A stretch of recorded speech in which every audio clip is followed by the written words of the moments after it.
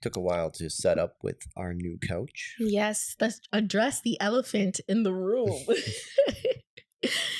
So yeah, we decided to go with a navy blue, and we got the couch and couch dupe. It's still a cloud couch because that's the same style. Yeah, it is. Okay, yeah, and also the cushions are removable like we wanted. So basically, it kind of checked off all the boxes. But the main thing we were not planning for is the color. Yeah, that was really it. So how do you feel about it? Do you like the couch? Are you satisfied with it? Because there is no returns. No. I mean, I am. I mean, it is different. I've never had a blue couch before. Never really seen blue couches before. But I think it will grow on me. It's very different because it's very big compared to normal couches. Like, it's a lot deeper. And it's also more like on the lower end. Like, some couches are like you can just kind of sit down and sit back. I almost feel like I have to fall into the couch and to get comfortable, basically. Yeah. No, you are very low towards the ground on this couch rather than the other couch. You sit a little bit higher. So, yeah, it's very different than your average love seat or sofa, I find. But I like it. I mean, Trumpet loves it. Right now, he's actually just sleeping on the sofa. Yeah. So it is actually a modular sectional. So this is just 2 pieces of it. And then we have the other pieces apart right now. But yes, they all come apart. They don't clip in. They're just modular. You can change the shape of whatever way you want it, which is kind of cool. It is. And I also like that because I wanted to try something different for the podcast. I didn't really want like the whole sectional in there. I just wanted to, try to make it like our thing, right? Like, this is our thing. So welcome back to this Thing of Ours podcast, where we talk about all of life's highs and lows and everything in between. How was your guys' weekend? Right now, this podcast is probably going to go up very late because it's 12 o'clock afternoon time when we're filming. Yes. So how was your weekend, Kurtis? My weekend was okay. My work had their Christmas party last night. So I went to that. It was interesting. I mean, wasn't really what I was expecting. I've been to a couple Christmas parties before in the past for different jobs that I've had. And this one was more of like a formal dinner. And then all of a sudden after the dinner, they just started blaring music. Like, it was way over the top. Like, they had like a live band. Like when you guys were eating? I didn't go. No. Because I wasn't feeling well. Yeah. So did they have like a live band like while you guys were No. eating? While we were eating, it was just music playing in the background and it was at a decent volume. And then after that, they did like their draws, whatever. People won a few little things, but then they had a stage where this live band came up and you literally couldn't even have a conversation like inches from the person. You could still not even hear them. You sound like a very old man. No. It's not that. It's just like when you're at like it wasn't a concert. At a concert, you expect that. At a Christmas party, you're expecting to party with the people you're there with. And if you can't even talk to them, like, what's the point of even being there? Maybe they wanted people to like dance, or maybe it was just a signal to tell people to go home. Like, raffles done, food done, go home. See, I did. I probably stayed for an extra hour after the music started, but it was supposed to go until 1 o'clock, and I left, what was it, 10:30, 11? I was like, yeah, no, I've had enough. And yeah, I left and came home. While you were at your Christmas dinner, I watched Meghan Markle and Prince Harry documentary on Netflix. I think there's only like 3 episodes. I'm pretty sure there's only 3 episodes on Netflix. And honestly, it's not what I thought it was going to be. Like, I thought it was just going to be about them, but it was more than that. Like, I liked how they showed history of, the UK and the empire. And I also liked how they showed a little bit of Meghan Markle's life before she became princess and married to Prince Harry. I liked how they also kind of addressed the rumors that was going around like in the media and all the foolishness that the UK tabloids were putting out there. I liked how they did that. I like do. The controversial topics, basically. Yeah, about them, you know, and how they address some of the rumors. So I don't know if there's probably going to be like more episodes, because right now it says like limited series or limited episodes or something like that on Netflix. So hopefully they do like finish it, because I find it's a weird way to just end, I think, the documentary. But it was really, really good. I really liked it. It's interesting, I guess, in a sense, to see the other side. Yeah. Because like you always hear one side of the story, and as we mentioned in our other podcast, there's always two sides to the story. Yeah. Right. But I feel like the tabloids have no story. They're just making up stories. And that's kind of like what they said in the documentary. But yeah, anything interesting happened with you this week other than getting the couch? No, that was really my highlight. I was actually stressing all week about this couch, debating how is it going to look?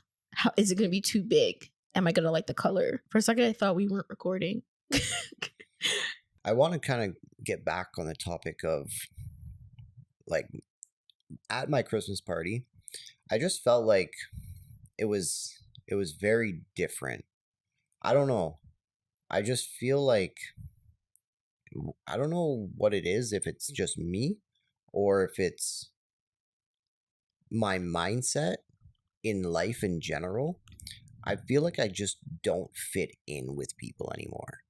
Like, you think it has to do with COVID? Like, let's just say, like, some people develop social anxiety. To me, that doesn't bother me. I don't care. I'm not scared of communication with people because of getting sick. It's just, I don't know. I don't feel like I can hold conversations with people.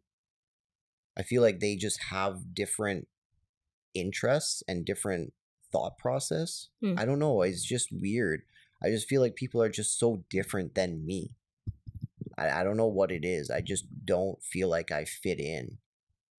So you feel like an outsider? Yes, I really do. I don't know. And maybe it's just my mindset and my outlook on life. Or well, what makes the people that you're talking to, like, what are they saying that makes you feel that way, that you can't relate to them? I don't know.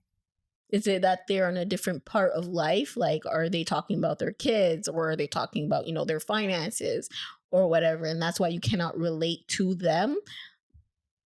Because even like watching people on YouTube, right?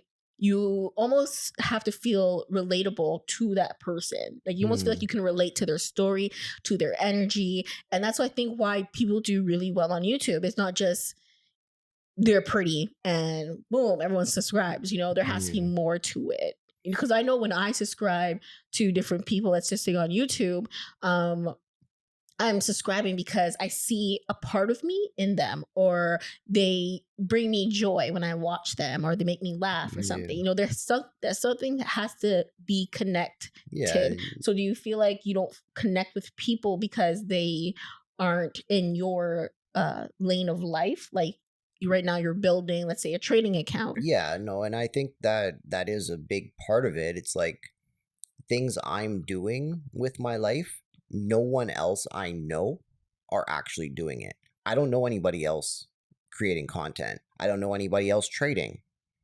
Like, they're just doing different things, and I just don't relate to them. So maybe it's not that I don't fit in necessarily. It's just I can't relate to them. The only thing I can relate to them when I'm physically at work is talking about work, right? And that's really it. Anything outside of work, like the last job I was at, there was a lot of people that hunt. I do not hunt. I've never hunted in my life. And not that okay, yes, I don't really agree with it, but that's just my personal opinion. If you hunt, that's fine, whatever. You can do what you want to do. But I don't enjoy talking about it. And that's what people talked about. So I felt like kind of an outsider over there as well. So like little things like what people do with their lives. Yeah. I just don't feel like I relate at all. And I just can't have a conversation with them because that's what they want to talk about. Because I get it. That's what they do. Right? So I don't know. Do you ever feel that way? I suffer from social anxiety, so that's probably where I feel like I'm an outsider. I get anxious saying certain things around certain people, and I mentioned this a lot in previous podcasts. I do feel like an outsider in my family. That I do feel like I'm the black sheep of my family, kind of. That's really what it is for me right now. When people talk about things that I'm doing with my life, sure, I can hold a conversation and enjoy the conversation, but I don't necessarily enjoy going to work anymore because literally the only thing I can talk about is work with these people. Well, that's all you really want to talk about. I mean, can you? Not really. Well, I feel like for me, it's hard to create friends at work. That's what I think, because we made a podcast about this before, talking about can you really trust people that you're working with. And for me, when I go to work, I do enjoy making small talk with coworkers and just enjoying whatever they're into. And sometimes I bounce podcast ideas off of them. Like, I don't tell them I have a podcast, but they'll bring up a topic and I'm like, that's actually really interesting. I actually want to talk about that on the podcast.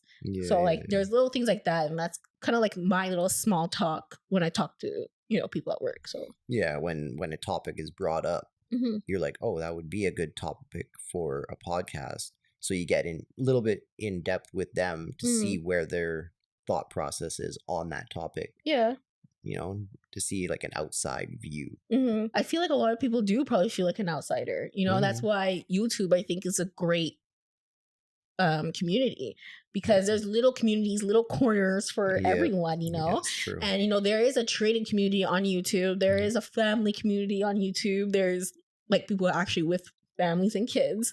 There's the singlehood on YouTube. There's the fashion community, beauty community on YouTube. There's so many different communities that I feel like we can all find our own little corner to go into. And if there isn't, well, then you could always create your own corner. Yeah, and I think that's why social media is actually very popular, because it's like, if you don't necessarily fit in or you can't relate to people in the real world, while you're doing your everyday routines, like, yeah, sure, you might have a couple little friends here and there that you hang out with, but the big part of your day is spent at work. And if you don't relate to those people, that's true. You find your own little community on YouTube or in social media. You can choose to follow who you want to follow, which is kind of the beauty of it. Right? Do you feel like you're the black sheep of the family, Kurtis? I mean, there was a time, yes, where I definitely was. I don't know necessarily. Well, no, black sheep, I think when people hear that, they're thinking of like the bad child of the family. That's not what I'm referring to. Hold on. Let me just get I'm referring to you stepping out of the normal path that your whole family will go on. But if you want to go that route, I mean, I'm sure my family, my mother, my father will probably tell me I am the black sheep as a troubled child. But that's not what I'm referring it to. Yeah. So what is the actual definition? Let's see. I don't know, because I gotta Google everything. I don't want to give you guys the wrong information. So I guess I was kind of wrong. This definition is by Collins. If you describe someone as the black sheep of their family or a group that they are a member of, you mean that they are considered bad or worthless by other people in that family, or so basically means disapproval. But that's not what I was technically really referring it to.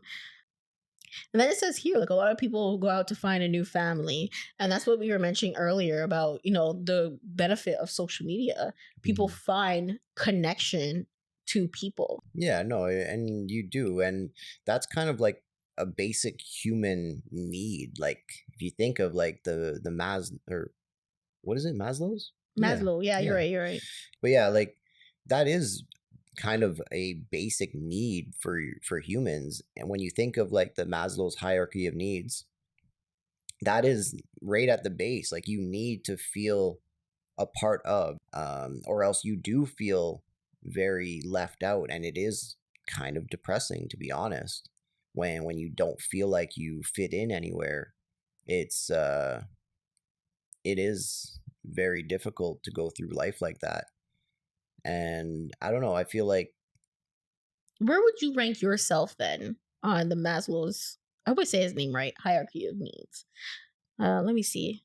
Because that is part of it. It's love and belonging. So there's friendship, family, and sexual intimacy. That's like the third one of the needs that you need. I'm looking at a different picture here. I'll post it on the screen. Let me see. Oh, see, I thought that was right at the base. Okay. No, it's been a while since I've seen it. Psychological. Yeah. Physiological, sorry. Which it's is breathing, food, water. I feel like that should be the top need. Well, no, it starts off at the bottom. Oh, really? And then everything that's why it's the biggest at the very base. The biggest is the most important. And then you build your foundation off of that. And then you get up to the top. Actually, can I see that? Because I want to actually kind of go over them and see. Yeah, sure. This is actually a really nice one. So we have the physiological needs, which is, air, food, shelter, which I feel like that I'm good with. We always do have food in the fridge. Sometimes it's a little bit empty, but it's just because we haven't went to the store. Like right now, to be honest. Our fridge is not that empty. So jumping up to the next level, we have safety needs, which, I mean, I did start a new job, completely new company. So I'm still actually below my 3 months. So in that sense, do I feel 100% safe? Not necessarily. Yes, I do, because I am doing good at the position, but you never know. That's true. You never know. That's true. And with COVID, I don't think anything is guaranteed. There was a lot of job loss that happened during COVID, and definitely, I wouldn't be surprised, with the amount of security people felt at their job, and then COVID happened and it was taken away from them, and it's sad to see that. Yeah, having to see people having to restart almost their life. I have a question though. So because a lot of people lost their jobs, do they lose out on their pension with that company? Like, I don't really know how that works. No. So if they let those people go that had long-term employment, they would have to get, they would get laid off. But then when or if they got terminated, there would have to be a contract. Basically payout. Okay. Right. So they would have gotten that, which helps in the meantime before they find something else. But it's very hard to just restart. It is. For a lot of people, especially like the baby boomers, they only did one thing, right? Like they found a job out of high school and they just stayed there their entire life because the pensions were good, the benefits were good, and that's just what they did. So to be able to find a new job at 40, 50 years old, it's not easy when you've only really done one thing. Like you're almost forced to find something in that field again. Yeah. Right. Whereas for me, I've done a lot of different jobs, and if I decide I want to switch and go back to something else that I've done, I can do that. Right.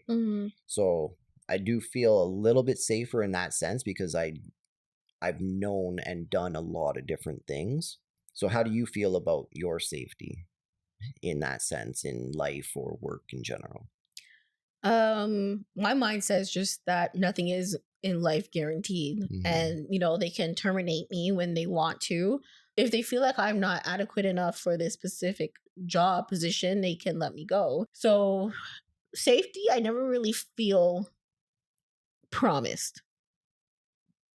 Does that make sense? Yeah, I never feel secured. Safety is never promised. Yeah. There's always that chance that things could go wrong. And I just feel like at that moment, your whole life can change. So I just never feel secured. But yeah, if you haven't subscribed, hit that subscribe button.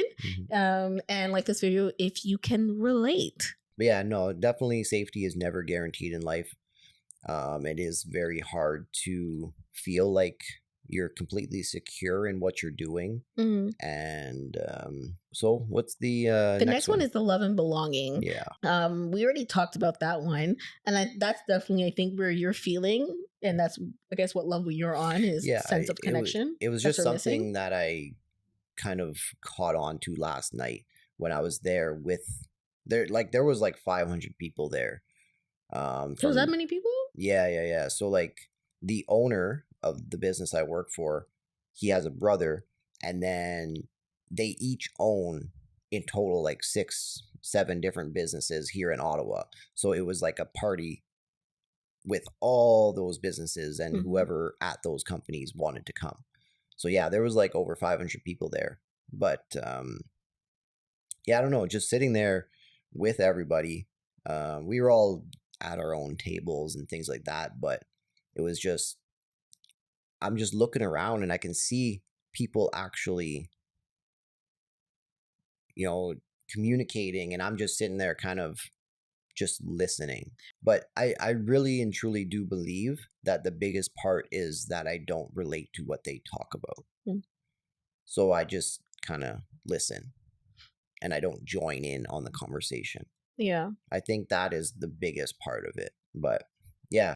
So the next one is self-esteem. We have here respect, self-esteem, status, recognition, freedom, and strength.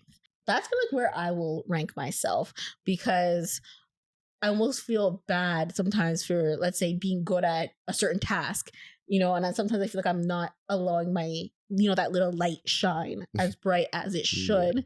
And being okay that, you're good at something and you shouldn't feel bad about it. So there's actually a quote that I posted to Instagram. If you're not following on Instagram, I will leave our Instagram socials right above here on the screen. So I wrote on Instagram, playing small isn't doing you any favors. And that's really where I think I am right now. I feel like that's what's stopping me from reaching the full peak of who I could be. Like, your purpose. What is your purpose? Is, I feel like a lot of people are searching for, including myself. And it's a self-actualization one. And that's the desire to become the most that one can be, your purpose. But yeah, back to this esteem. What do you have to say about that one? I mean, I feel like my self-esteem is decent. I am confident on a daily basis in what I do, because I feel like I actually do a really good job at doing it. Personally, I don't know how other people view it, and it's funny because a guy I work with, he actually went and had a meeting the other day and talked about different things, and he was called cocky, right? And he's like, you call it cocky, but I actually call it confidence. That's another quote that I always hear people say. And what's the difference though? That's exactly where I was going with that, right? Because he came back and he told me that, and I was like, see, I don't see that in you. Because like cockiness, I feel like has a side of arrogance, which you don't have. And that's what I was telling him. Like, I don't see arrogance in you, right? So it is just confidence. You're good at what you do, and you show it. You're not afraid to show it, right? And some people take that the wrong way, and I feel like that's why you might feel like you do tone it down, because they might take it that wrong way. Yeah. Right? When you're showing that you're good at something and you do it better than other people, some people get jealous. So we almost feel like we have to conform and just kind of tone it down to play dumb sometimes. Yeah, like tone it down to other people's levels, so we're all kind of on the same level, when really you're up here, but you don't allow yourself to reach that next peak because you're toning it down. Yeah. Right? And then it goes into, like you were saying, the self-actualization, where you never actually end up reaching your true potential because you're playing small. Right? Yeah, let us know if you kind of relate to any of these, which ones you feel good in, and what you feel like you may need to kind of work a little bit and help yourself reach that next level and reach that peak of self-actualization, because I feel like that is very important in life to really have a fulfilled and happy life. Everyone has a different peak. Not everyone is going to feel like, my peak is their peak, or your peak is their peak, or your peak might be different from our peak. Some people's peaks are reaching family levels, You're right. And I feel like for me, definitely a part of my peak is having a family, like having children. And sometimes you may reach a peak, but then you're still lacking in a certain area of the Maslow's hierarchy of needs. You know what's actually funny? When you were saying that, I kind of realized that there's different like ways to look at it. Like there's your financial peak. Like, are you doing really good in that sense? Yeah. But then you know, like some people, their inner self wants that family, and they know that they can actually raise a family and do very good at it, right? And that would be your self-actualization in that family side of life. Yeah. Right? Because there's different parts of life where you need to have your base needs. You need to have your I don't even remember the levels now. But yeah, it's too bad we don't actually have a screen to be like, it's right here floating. But yeah, like I think in family you have your base, are you able to support your family with their food, their shelter, things like that? And then the next one is, what was it? Safety. The safety. Can you home sweet home, basically. Yeah, like, can you consistently provide this? So do you feel safe in that? And then the next one would be, do you guys your love and belonging? Yeah, like does it feel like a home, like an actual family, or is it just like a house, people living there together? I think there really is different ways to look at this in different aspects of life. There is, yeah. And I never really thought of that until you were just saying that. It just kind of clicked. Yeah. There is different levels to it. Like, for example, my love and belonging, I feel like that's where I found God, and I'm working my way up to building a peak with him and building a connection that's very strong and maintaining my faith with him, So that's kind of like where I'm working towards to reach to my peak of self-actualization. Yeah. So, yeah, I don't know. Somehow we ended up on this topic of Maslow's hierarchy of needs, but that's what we're going to name it, I guess. But that is our conversation for hierarchy of needs. And if you like this conversation, hit that thumbs up. If you want to join the family, just hit that subscribe button and turn on your notifications so you never miss out on this thing of ours. We will be doing 5 days of Vlogmas over on Kurtis and Amelia's vlog channel, which I'm really excited to reboot. But come join us on that channel for the 5 days till Christmas Vlogmas, and we will see you guys next Sunday. So have a good week and happy Sunday, folks. Peace.